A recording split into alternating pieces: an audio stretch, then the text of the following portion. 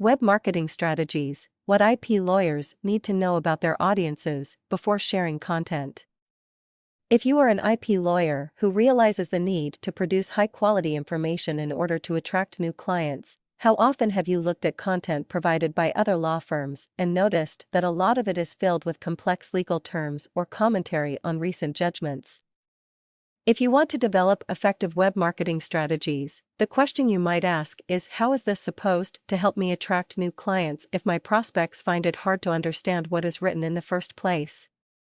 To answer this, we have to consider the three main audiences that IP lawyers need to think about when producing content: other lawyers that might refer business their way if they don't have specific IP legal services expertise, general counsels or in-house company lawyers who influence the selection of external IP legal services providers, prospects within specific niches that are actively seeking answers to questions they have or looking to find out how to solve specific problems.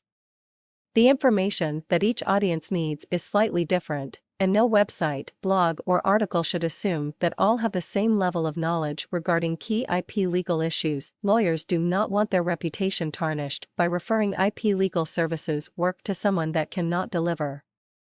They want reassurance that IP lawyers they pass business to have a thorough understanding of the latest judgments or legal precedents, and may be more comfortable reading more complex material. GCs and in-house counsels are, amongst other things, under pressure to deliver efficient legal services to their organizations with reduced budgets. They want IP lawyers to understand the markets they operate in and how they fit into that, and are looking for creative solutions, industry experience, and quick responses. Company owners or business managers within target niches may simply want to get steps that show them how to solve problems or be told of the benefits they get if they take certain actions to protect what they have created. They are more interested in minimizing pain, especially given the current economic climate, and are less interested in getting details about the law form itself. To start off with, there has been a great discussion on LinkedIn about 2011 being the year content marketing becomes king.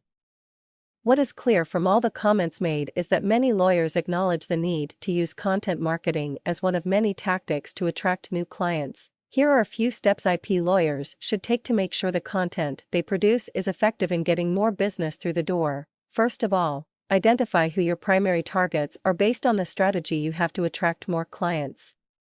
If your entire business growth is based on referrals from other lawyers, then commenting on recent judgments and explaining how you can help clients solve their IP legal services problems may work. If you are targeting GCs and in-house lawyers, you have to make more effort to demonstrate your knowledge of the industries they are in and give guidance in the content you provide on practical steps they need to take to achieve their business objectives. Business owners have similar issues as in-house lawyers, but often do not have the same legal backgrounds. They, therefore, need content that highlights the benefits of taking certain actions in clear and simple language. Make sure you only produce content that people need to read. If you don't have a feedback system in place to find out what is going on in your clients' or targets' minds, or a strategy to find out what search terms are being used to look for specific types of information, then the content you produce might be irrelevant. If necessary, separate the content according to the various targets and plan multi-step campaigns pointing readers to the information available. This is where split testing needs to take place. You may want to see how SEO strategies for content targeted at business owners compare to that produced for lawyers from other firms, especially if the latter rely on trade journals and networking events to build their networks. Old-school methods of building relationships may be more effective for this group, but are probably less so when going after business owners and company directors who use the internet to search for information and lawyers.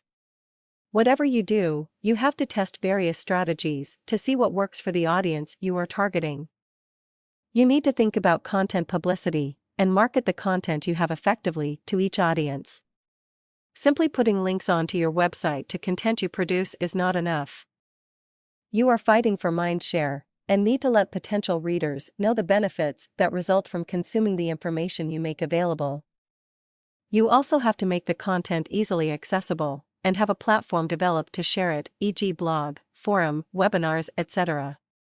If you have a well-mapped client attraction strategy in place for a target audience, then you have the option to get people to enter personal information before they can access any content.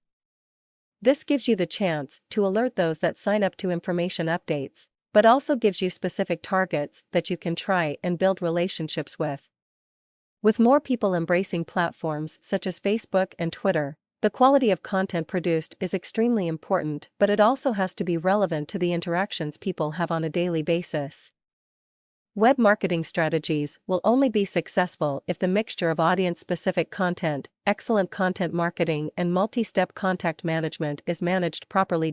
So, before you rush off and start thinking about content, make sure you know as much as you can about the audience you are targeting and the questions people within it are asking themselves.